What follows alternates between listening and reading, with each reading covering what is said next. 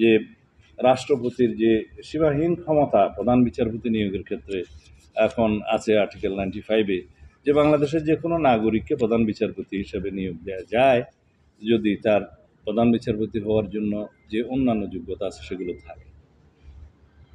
সেখানে high court division বা appellate division বা অন্য কোনো ক্রাইটেরিয়া ওখানে কোনো কিছু উল্লেখ করা নাই।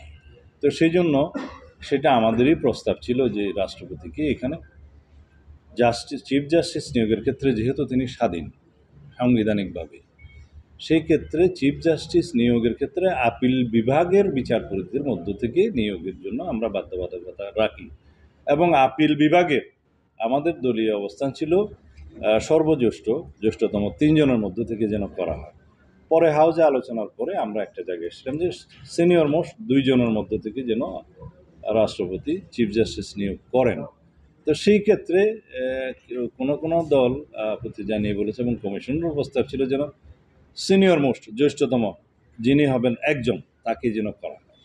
তো এখানে আমাদের কিছু অবজারভেশন ছিল যে আমাদের অতীত অভিজ্ঞতা বলে যে সিনিয়র মোস্ট যিনি হলেন তিনি অত্যন্ত বিতর্কিত বা দুর্নীতিগ্রস্ত বা এরকম অনেক বিচারপতি আমরা দেখেছি যে দেশে থাকতে পারে নাই বা অনেক এলিগেশন হয়েছে, কনভিক্টেড হয়েছে, বিভিন্ন আপত্তি আছে। তো সেই জন্য একটা বিধান ওখানে করা যে আর্টিকেল 96 অনুসারে যাদের বিরুদ্ধে সুপ্রিম জুডিশিয়াল কাউন্সিল বিভিন্ন রকমের অভিযোগ আছে এবং সেটা তদন্তাধীন, তারা বাদ যাবে। এবং সর্বজ্যেষ্ঠ 2 জনের মধ্য থেকে হলে একটা অপশন থাকবে যে কোনো কারণে যদি 1 নম্বর ব্যক্তি বা সিনিয়র মোস্টের বিরুদ্ধে কোনো রকমের কোনো অবজারভেশন থাকে, এটা ইন প্র্যাকটিস দেখা যায়, তখন যাতে অ্যাটলিস্ট আরেকটা অপশন থাকে। তো এটা অনেকেই মনে করেছেন যে এটা হয়তো রাজনৈতিকভাবে প্রভাবিত হবে, কিন্তু এখানে যেহেতু রাষ্ট্রপতি নিয়োগের ক্ষেত্রে বা ইলেক্টেড হওয়ার ক্ষেত্রে আমাদের একটা প্রস্তাব আছে যে লোয়ার হাউসে বা আপার হাউস যদি গঠিত আপার হাউস সহ রাষ্ট্রপতি গোপন ভোটের মাধ্যমে স্বাধীনভাবে এমপিরা ভোট দিয়ে রাষ্ট্রপতি নির্বাচন করবে। তো সেই ক্ষেত্রে তো রাষ্ট্রপতি আগের রাষ্ট্রপতির মতো হবে না। সেই বিবেচনায় আমরা বলেছি যে এটা রাষ্ট্রপতির হাতে থাকা উচিত।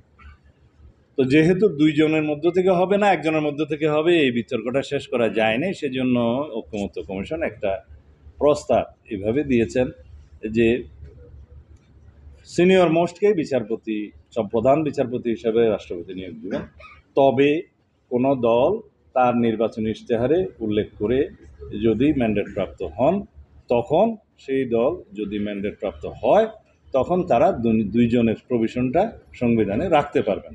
তো সেখানে ওই 70 অনুচ্ছেদে যেমন নোট অফ ডিসেন্ট দিয়ে আমরা একমত হয়েছিলাম, এটাও অনেকটা তার কাছাকাছি। তো এই বিধানে যেহেতু সবাই একমত হয়েছে, আমরা যেহেতু জাতীয় ঐকমত্য সৃষ্টি করতে চাই, এখানে আমরা একমত হয়েছি। এই ছিল 2টা বিষয়।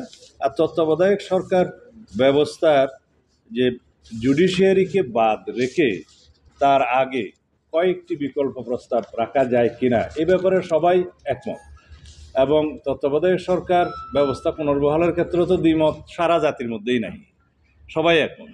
কিন্তু সেই তত্ত্বাবধায়ক সরকার ব্যবস্থা আগের মতো আর্টিকেল 58 ক এবং ক 2 পরিচ্ছেদে যেভাবে আছে আর কি, 58 ক খ গ যেভাবে দেয়া আছে, সেই 58 গতে যেভাবে গঠন প্রণালী হিসেবে বলা আছে, তার মধ্যে পুরোটাই হচ্ছে জুডিশিয়ারি নির্ভর। তো সেই জন্য সেই জুডিশিয়ারি নির্ভর প্রস্তাবগুলোর বাইরে যদি কয়েকটি প্রস্তাবে আমরা আগে একমত হতে পারি সবাই মিলে, তাহলে জুডিশিয়ারিকে বিতর্কের বাইরে রাখা যায়। এবং শেষ অপশন হিসাবে জুডিশিয়ারিকে যদি রাখতে হয়, সেই বিকল্পগুলোর বাইরে থেকে যেমন সিরিয়াল 4, 5, 6 এইভাবে রাখা যায়। এবং সর্বশেষ অপশন হিসাবে সবাই একটা জায়গায় এসেছে যে রাষ্ট্রপতিকে রাখা ঠিক হবে না, সর্বশেষ অপশন। তা আমরাও মনে করি যে রাষ্ট্রপতিকে না রাখতে পারলেই ভালো। তারপরে যদি ঐকমত্যে আসা না যায়, সেই ক্ষেত্রে একদম লাস্ট অপশন হিসেবে রাখা যায় একটা ইনস্টিটিউশনকে, যদি কোনো কিছু নির্ধারিত না হতে পারে। তা আশা করি সেই বিষয়েও সবাই বিবেচনা করবেন, যেটা নির্ধারিত হয় আমরা সেটা মেনে নেব। এখন বিষয় হচ্ছে অনেক আলাপ আলোচনা হয়েছে, আমরা আমাদের পক্ষ থেকে যেটা বলেছি যে রাষ্ট্রপতি সংসদ বিলুপ্ত হওয়ার, যদি সাধারণ নিয়মে বিলুপ্ত হয় মেয়াদ শেষান্তে, তার 30 দিনের আগে এই উদ্যোগ নেবেন যে সংসদে প্রতিনিধিত্বশীল প্রধান রাজনৈতিক দলসমূহের সাথে আলোচনা করে যদি সেই আলোচনার ভিত্তিতে কোনো প্রধান উপদেষ্টা বাংলাদেশের নাগরিক যিনি এই অনুচ্ছেদ অনুসারে উপযুক্ত উপদেষ্টা হওয়ার, প্রধান উপদেষ্টা হওয়ার, তাদের মধ্য থেকে একজনকে প্রধান উপদেষ্টা করবেন। যদি সেই অপশন না পাওয়া যায় তাহলে প্রধানমন্ত্রী, বিরোধী দলীয় নেতা, নিম্নকক্ষের স্পিকার এবং ডেপুটি স্পিকার, সেই ক্ষেত্রে ডেপুটি স্পিকার বিরোধী দলের হবে, যেহেতু ওই অপশনটা আমরা অন্য একটা প্রস্তাবের মধ্যে আছে। সেই 4 জনের সমন্বয়ে গঠিত হবে এবং এটা সভাপতিত্ব রাষ্ট্রপতিও করতে পারে, স্পিকারও করতে পারে। রাষ্ট্রপতি সভাপতিত্ব করলে সেখানে রাষ্ট্রপতির ভোটিং পাওয়ার থাকবে, আর স্পিকার করলে স্পিকারের ভোটিং পাওয়ার থাকবে 4 জন। কিন্তু রাষ্ট্রপতি সভাপতিত্ব করলে শুধু শুনানি করবে, রাষ্ট্রপতির কোনো ভোট আনিয়ে ভোট প্রয়োগ করতে পারবে। এই 4 জন মিলে যদি তত্ত্বাবধায়ক সরকারের প্রধান উপদেষ্টা ঠিক করতে পারেন তাহলে সে এখানেই এটা সমাপ্ত হবে। আর যদি সেটা না হয় তাহলে 3 নম্বর প্রস্তাব হিসেবে প্রধানমন্ত্রী, বিরোধী দলীয় নেতা, নিম্নকক্ষের স্পিকার এবং ডেপুটি স্পিকার, অবশ্যই অপোজিশন থেকে যিনি হবেন, এই 4 জন, তার সাথে সংসদে প্রতিনিধিত্বকারী তৃতীয় সর্বোচ্চ দল, মানে প্রথম দল তো সরকারি দল, দ্বিতীয় সর্বোচ্চ তো বিরোধী দল অথবা জোট, তৃতীয় যদি কোনো বৃহৎ দল থাকে সেই তৃতীয় বৃহৎ দলের পক্ষ থেকে একজন প্রতিনিধি। এই ক্ষেত্রে রাষ্ট্রপতি প্রিজাইড করবেন এবং রাষ্ট্রপতির ভোটিং ক্ষমতা থাকবে। এদের মধ্যে যদি ওনাদের মধ্যে